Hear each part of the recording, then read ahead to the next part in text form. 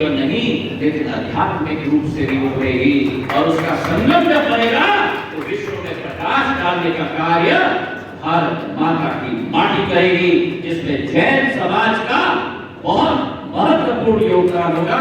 इन्हीं शब्दों के साथ अंत करने के पहले मैं जैन समाज को सूचित करना चाहता हूं, इतने जल्दी मत उठो।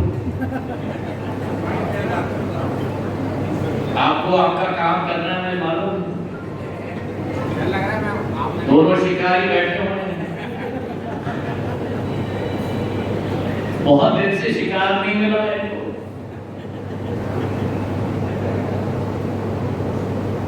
मुझे याद है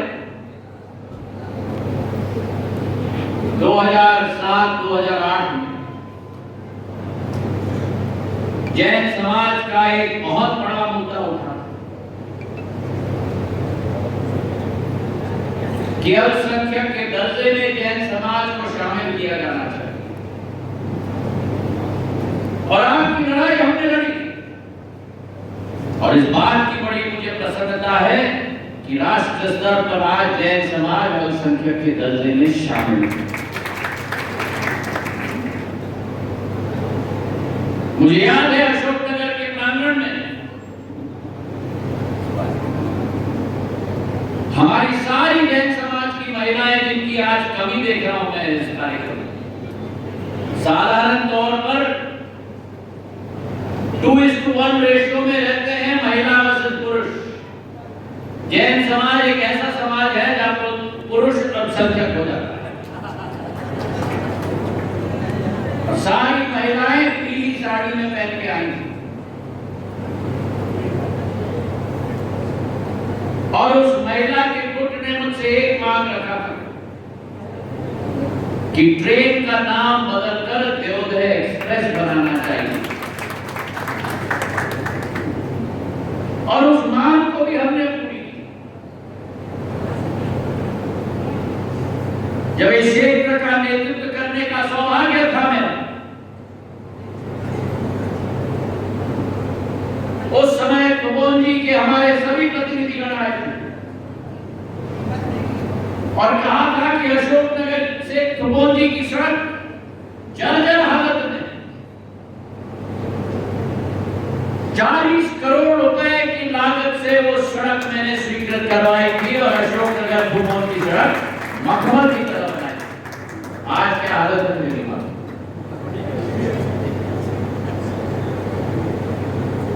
तो जैन समाज की हर मांग, वो ट्रेन की जो बात विजय कर रहा था, ट्रेन की मांग मेरी महिलाओं ने भी मुझसे की। कई ट्रेन अशोकनगर में चल रहा है। ये अशोकनगर का स्टेशन वीरान रहता था। मेरे कार्यकाल में 18 से 20 ट्रेन की स्टॉपेज हमने अशोकनगर में करवाई। जो आपने मांगा वो हमने किया, जो आपने नहीं मांगा वो भी हमने किया। यारों भी कितना संकट का सामना करना पड़ता था। मैंने आप लोगों को वचन दिया था कि मेरे पूज्य पिताजी ने रेल मंत्री बनकर यारों भी बनाया था। एक योग्य पिता का मैं योग्य पुत्र हूं, तो आपकी मांग को मैं पूरा करके रखूंगा।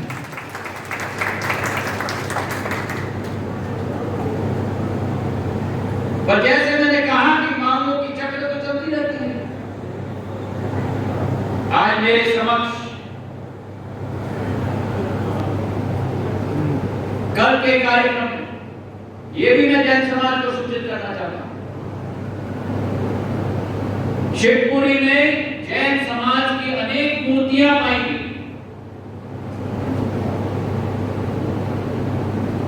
जैन समाज ने शिवपुरी में वैश्य समाज के कार्यक्रम में मुझसे निवेदन किया कि सरकारी प्रक्रिया है कि 8-10 महीने लगते हैं, ये मूर्तियां हमारी हैं, हम पूजन करना चाहते हैं। तो मैंने प्रशासन से वही निवेदन किया कि जल्द से जल्द समय सीमा के आधार पर वो मूर्तियां मेरे जैन समाज के हाथों में हवाले उनको करना चाहिए।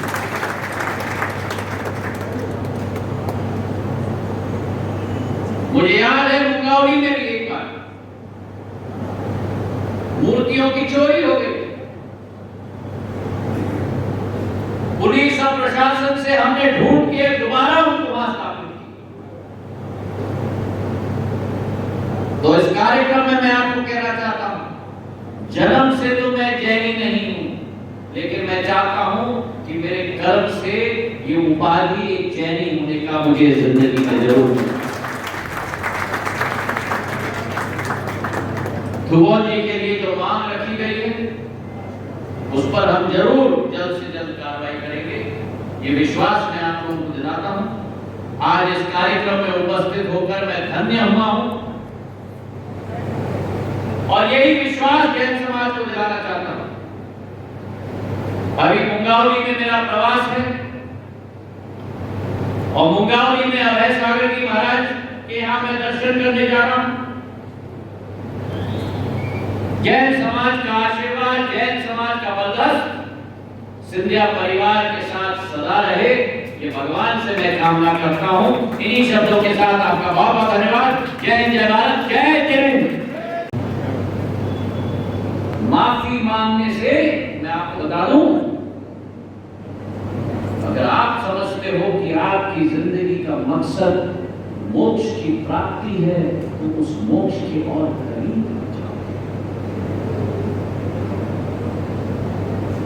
आज के भारत में कुछ ऐसे लोग हैं जो माफी मांगने के लिए तैयार ही नहीं होते।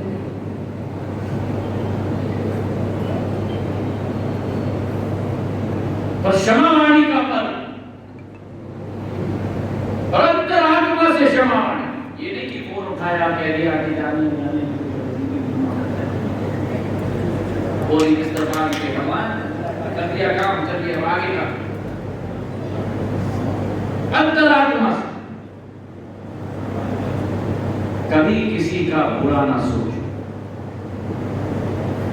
कभी किसी की हानि की बात ना सोचो और कोशिश करो कि अगर कोई दूसरा व्यक्ति दूसरों को नीचे दिखाने की कोशिश कर रहा है तो उसे अपने रास्ते में वहीं रोकने की कोशिश करो। ये भारत की असीम शक्ति है, मानव समुदाय की असीम शक्ति है और मैं मानता हूं कि भारत की इस शक्ति को अब कोई विश्व की शक्ति नहीं रोक सकती। लेकिन वो शक्ति केवल आर्थिक शक्ति के रूप में नहीं, क्योंकि विकसित देश विश्व में बहुत हैं। बैंक बैलेंस के आधार पर लक्ष्य जनसेवा होनी चाहिए और राजनीति केवल एक माध्यम होनी चाहिए उस लक्ष्य की पूर्ति करने के लिए, उससे ज्यादा नहीं।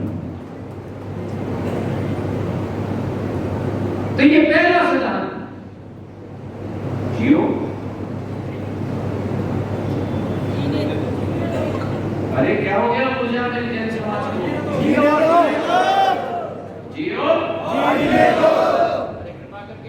जियो और ये केवल मुखर बंधु से नहीं आना चाहिए, ये अंदर जाके आपके दिमाग के अंदर नहीं, आपके दिल में जाना चाहिए। अगले बार प्रतिस्पर्धा में जब आप सोचोगे कि ये मेरा विरोधी है, इसको मैं कैसे काटूं, ये याद रखना, जीवन में अपनी लकीर को छोटा मत करना और ना दूसरे की लकीर को छोटा करना, अपनी लकीर को लंबी खींचो।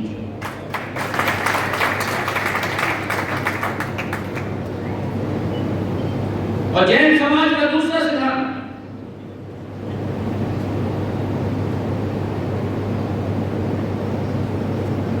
क्षमावाणी का पर्व। साल में एक बार वो पर्व आता है कि जाने या अनजाने में अगर मेरी तरफ से कोई गलती हुई हो तो झुककर हाथ जोड़ के माफी मांगो।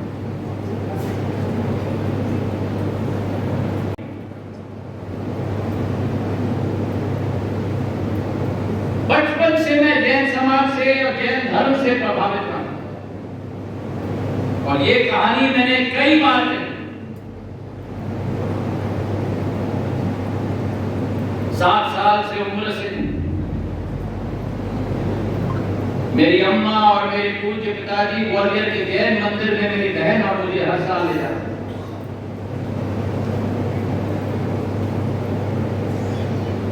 कभी कभी हिम्मत लेकर हम पूछने की क्षमता रखते थे, क्योंकि उस जमाने में तो अब दूसरा जमाना हो गया, अपने पिता और माँ से प्रश्न करने की हिम्मत बच्चों की नहीं होती थी। आज की तरह नहीं कि माता और पिता को अपने बच्चों को जवाब देना पड़ता है। हिम्मत लगाकर 1-2 बार मैं पूछता था कि जैन समाज के मंदिर में हम क्यों जा रहे हैं? तो मेरे पूज्य पिताजी कहते थे कि जैन समाज के साथ सिंधिया परिवार का रिश्ता सदियों पुराना रहा।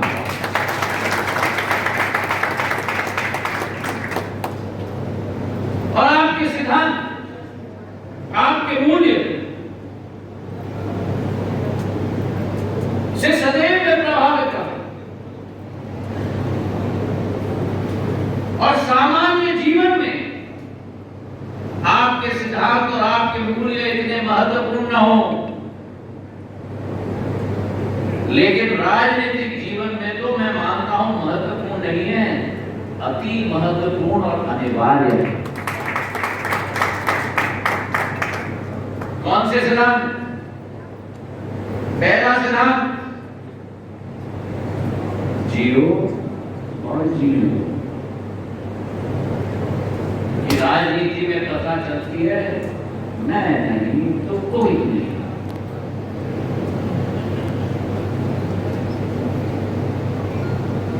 टीम भावना के साथ कार्य करो।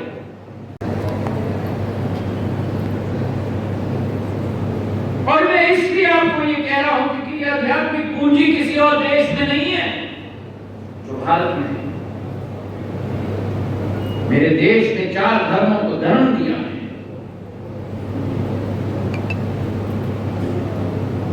हिंदू धर्म, सिख धर्म, बौद्ध धर्म, जैन धर्म। मुझे बता दो किसी और देश का नाम जिसने अपने धर्म के अलावा किसी और धर्म को जन्म दिया। ये वास्तव में ये देश वासुदेव कुटुंबकम का देश है। और इसलिए जैन समाज के 5 सिद्धांत,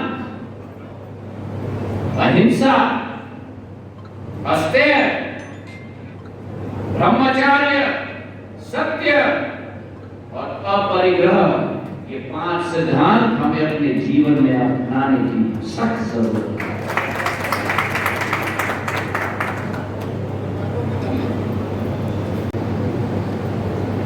टेक्नोलॉजी के आधार पर जिस टेक्नोलॉजी को हमारा नौकर बनना चाहिए, उस टेक्नोलॉजी के नौकर हम बन रहे हैं।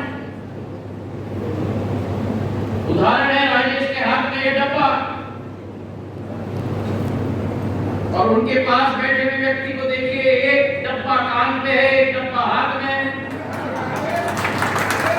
और इतना बोलने के बाद भी दोनों डब्बे अटके हुए हैं। तो उसको नहीं मालूम कि कौन से वाले कान पे डालूं और कौन से वाले हाथ पे डालूं। अजीब किस्म की है।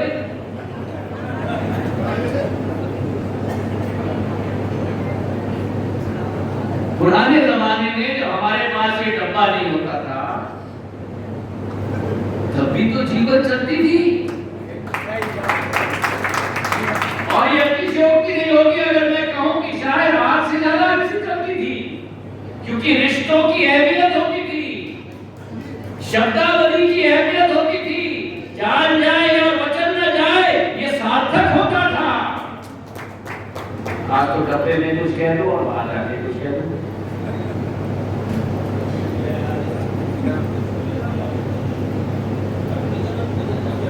तो कहीं ना कहीं हमें अपनी आधारशिला, हमारे आराध्य, हमारी पूंजी और वो रूप केवल आर्थिक रूप नहीं होता। आर्थिक के साथ मैं मानता हूं कि ज्यादा महत्वपूर्ण आध्यात्मिक होता है। हम कितने दिन के मेहमान इस पृथ्वी पर हैं, ना आपको मालूम ना हमें मालूम।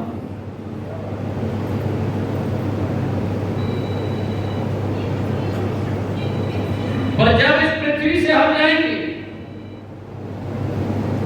हम भूल जाते हैं इस दौड़ में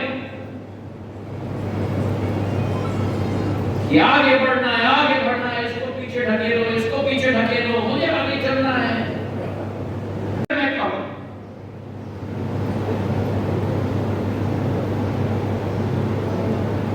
कि जैन धर्म के बिना भारत का इतिहास ही अधूरा है।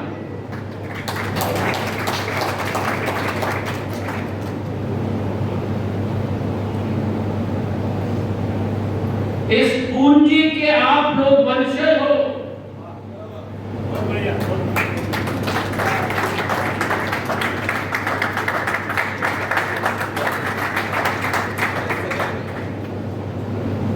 और ये केवल आपके लिए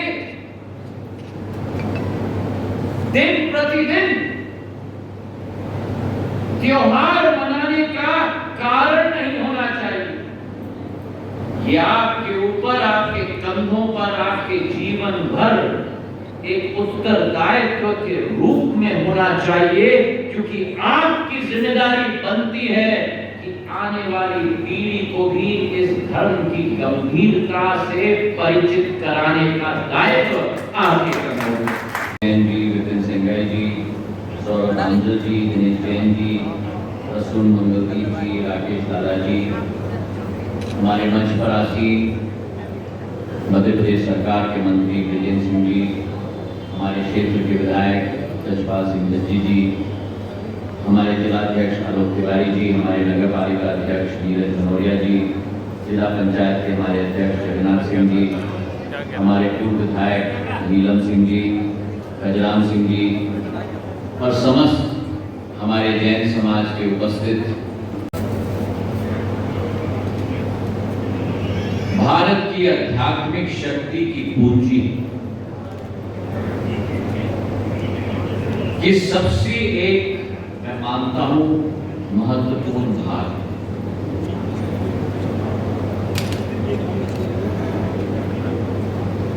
भगवान महावीर के दिखाए हुए पथ पर चलकर जो जैन समाज ने विश्व दर्शन और मूल्य और सिद्धांतों का दर्शन का परिचय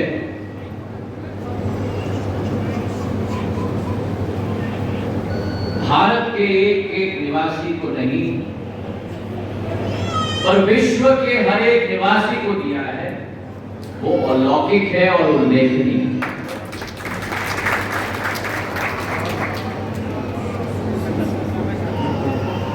जैन समाज की सिद्धांत और मूल्य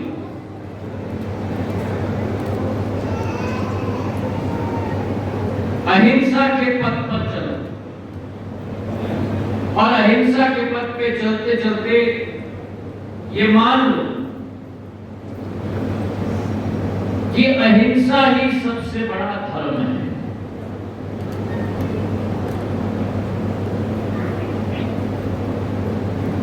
और उस अहिंसा धार्मिक प्रवृत्ति के साथ जुड़ा हुआ एक और भावना, और वो भावना की सभी जीवित प्रणालियों के प्रति सम्मान का अर्थ ही अहिंसा होता है।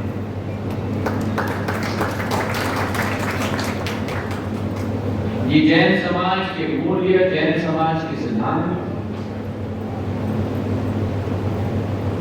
मैं मानता हूं कि केवल जैन समाज तक सीमित नहीं होनी चाहिए।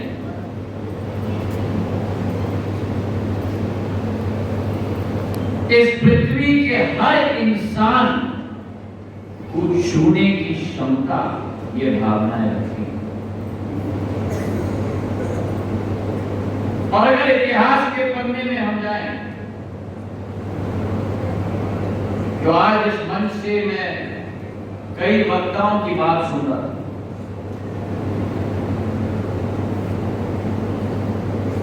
वर्तमान की मांगे हमारी ये रहेगी, अति शीघ्र आपको ये करना होगा,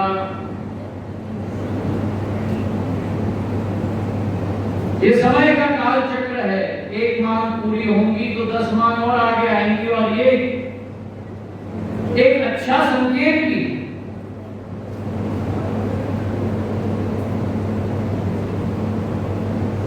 लेकिन मैं मानता हूं कि ऐसे कार्यक्रमों से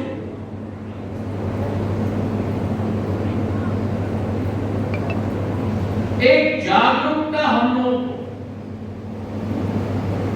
अपने समाज की आने वाली पीढ़ी में भी हमारे समाज के सिद्धांत और मूल्यों के बारे में दोबारा एक नई अलख जगाने का कार्य भी ऐसे कार्यक्रमों से हमको करना है। क्योंकि जब एक एक व्यक्ति, एक एक बालक, एक एक बालिका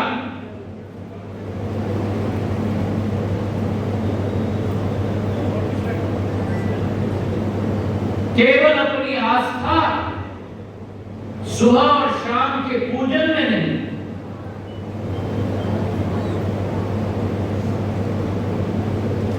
क्योंकि पूजन एक रीति है, पूजन एक रिवाज है,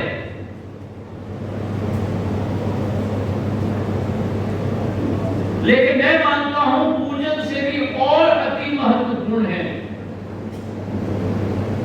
कि समाज के मूल्य और सिद्धांतों को हमें अपने अंतर आत्मा में लेकर अपने जीवन की शैली में अपनाने की जरूरत है।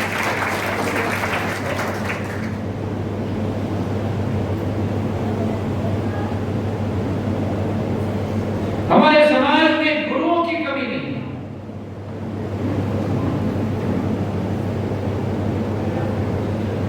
जैन समाज के पास ऐसे कई नवरत्न हैं जो हमारे मस्तिष्क पर केवल प्रकाश नहीं, लेकिन हमारे अंतर आत्मा में भी प्रकाश डालते हैं। और मैं स्वयं प्रभावित रहा हूं।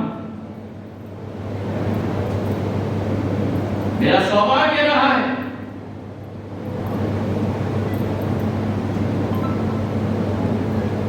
हमारे कई महाराज श्रीयों से आशीर्वाद प्राप्त करने का सौभाग्य मुझे मिला है।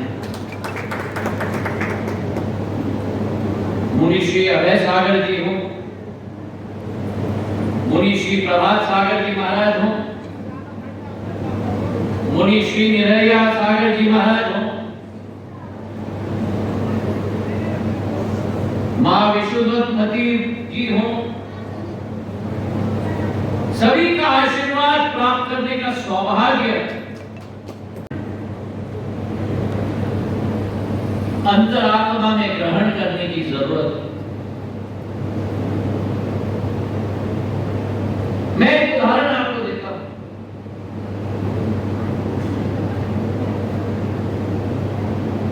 हमारे देश के राष्ट्रपिता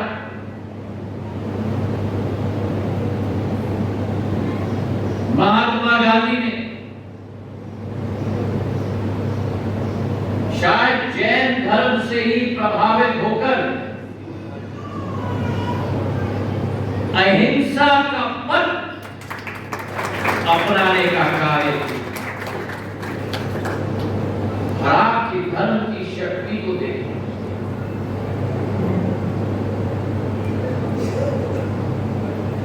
जिस शक्ति को युद्धों के आधार पर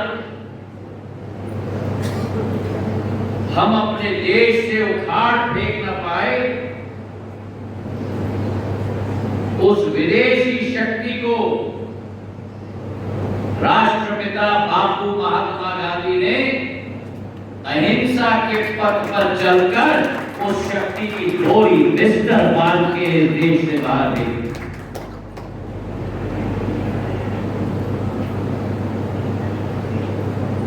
यह अहिंसा की शक्ति है।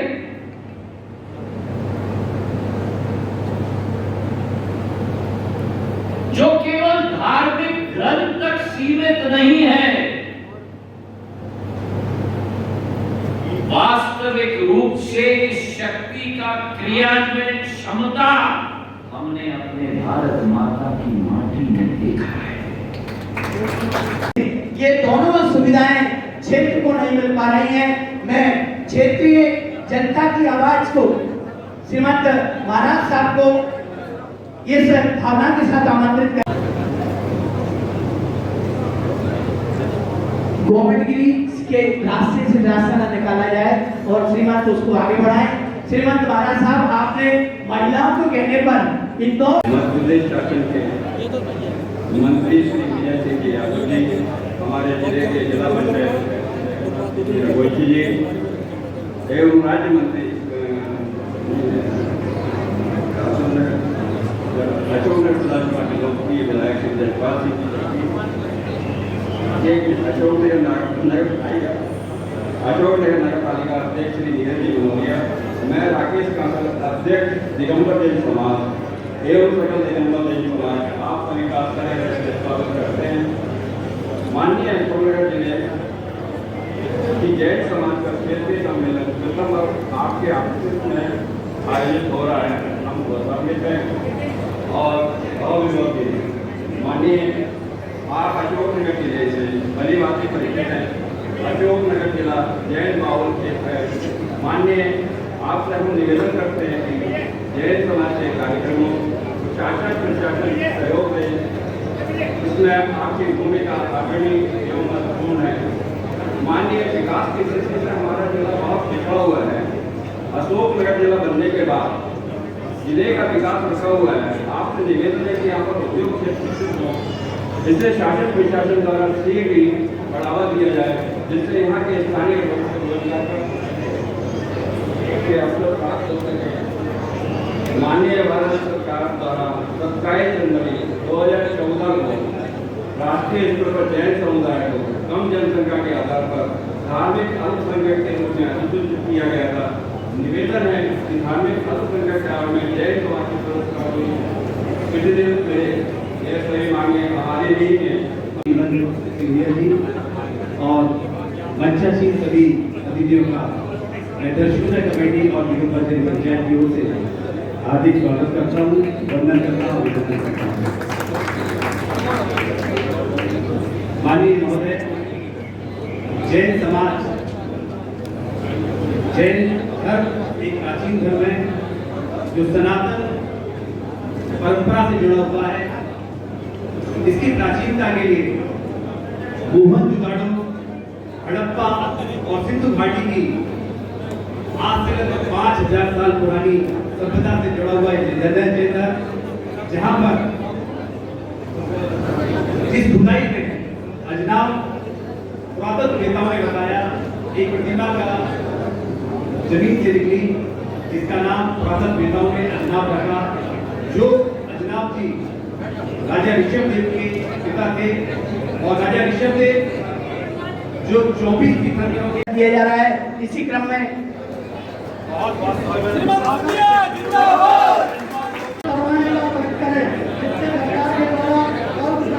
योजना का लाभ हमारे जैन समाज के लोगों को मिल सके।